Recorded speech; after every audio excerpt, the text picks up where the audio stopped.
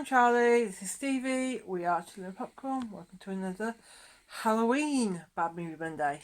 Continuing, we've watched A Nightmare on Elm Street 2010 now. Yeah.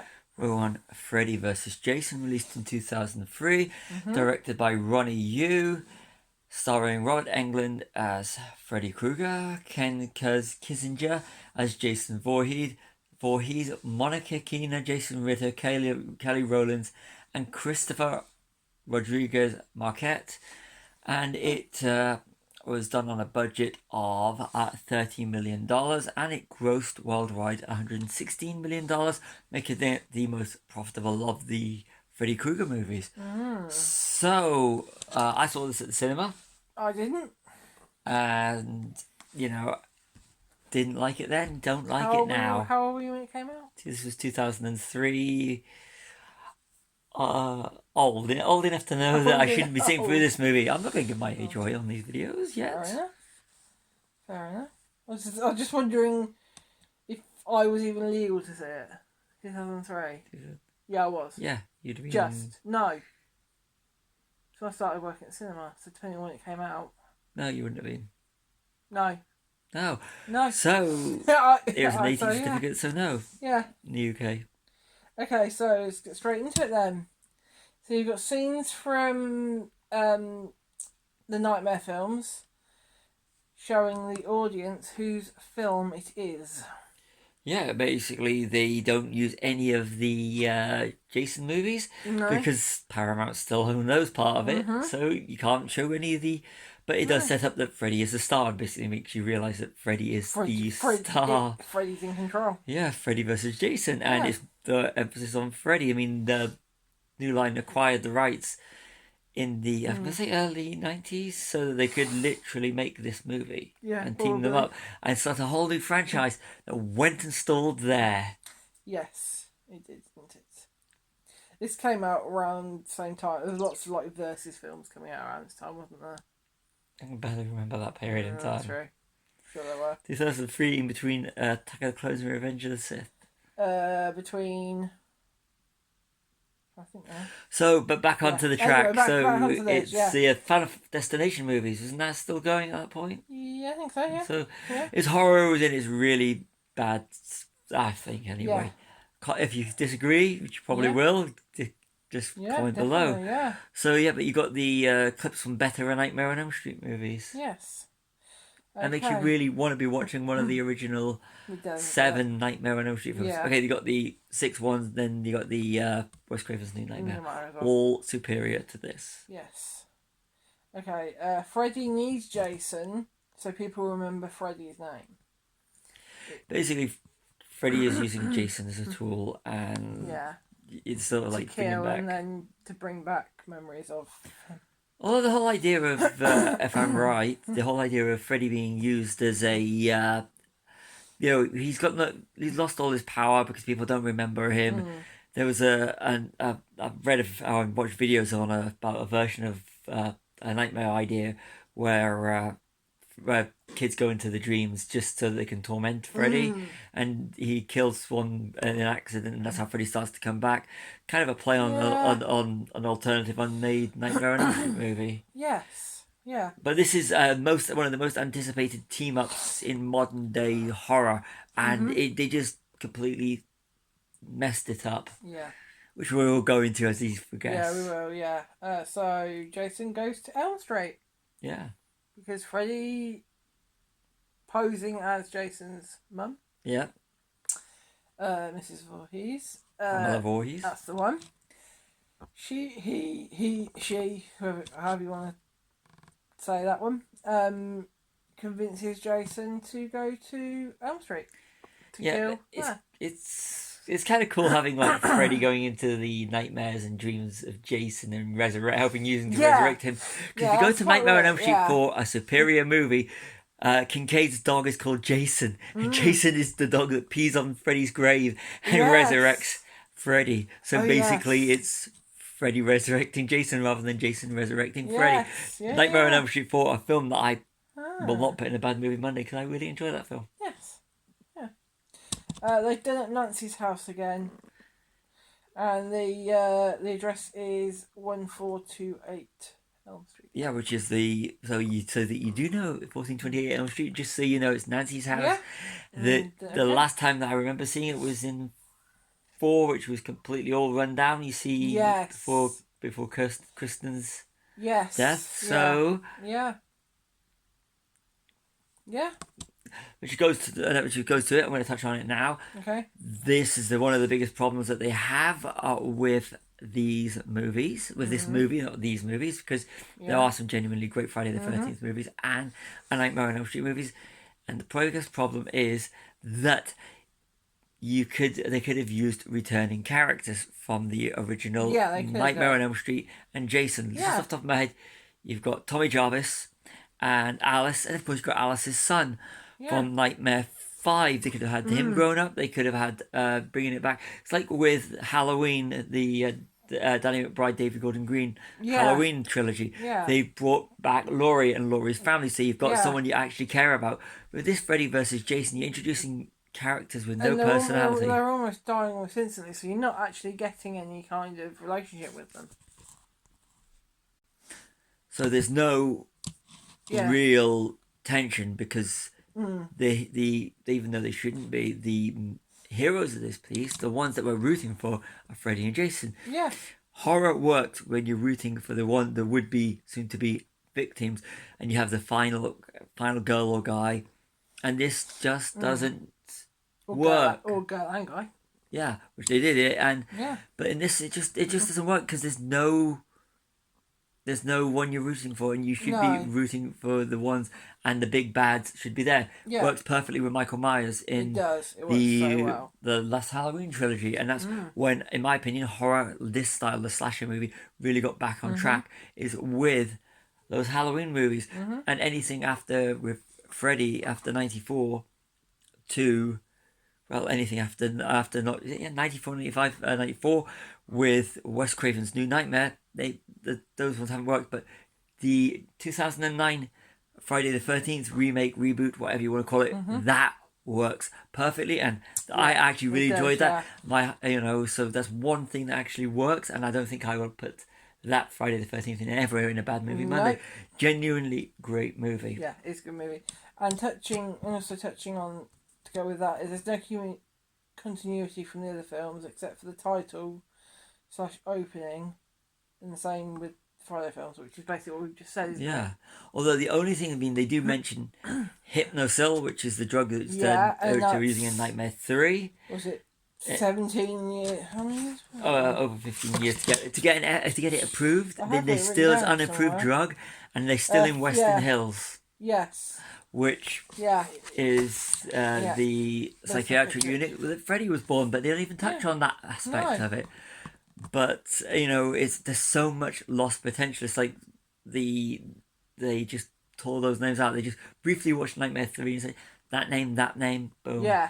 And there's no real reference to what happened in Western Hills in the 80s, which absolutely made no sense. And the fact that they barely even reference Nancy other than the bit at the start of the movie when they're showing cuts from the original Nightmare series. Yeah. It kind of like showcases how bad this one is, and of course the remake which we covered last week in the last episode. Check it out. Definitely, yeah. Okay, so Laurie remembers Freddy's name because she overhears it and is instantly transported into a dream. Yeah. I noticed that was a bit of a... Laurie... It's very much telegraphed that that's kind of what would happen. Robert Shea, who is a producer and founder of New Line Cinema, plays the school principal in this film. Yeah. And in Nightmare 4, he was a lecturer. Yeah. So it's good to see. It's actually nice to see him because New Line Cinema was known as the house that Freddy built. So. Yeah.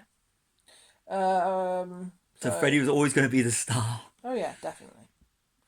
Robert Englund is great as Freddy, even in a bad movie. He shines in this. He does. He really does. He's good. He's the redeeming feature Freddy, of this movie. Yeah.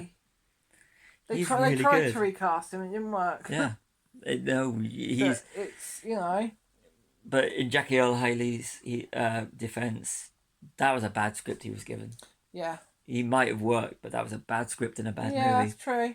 True. As we covered it in last week's Bad We Movie did, yes. Mondays. Check it out. Yeah.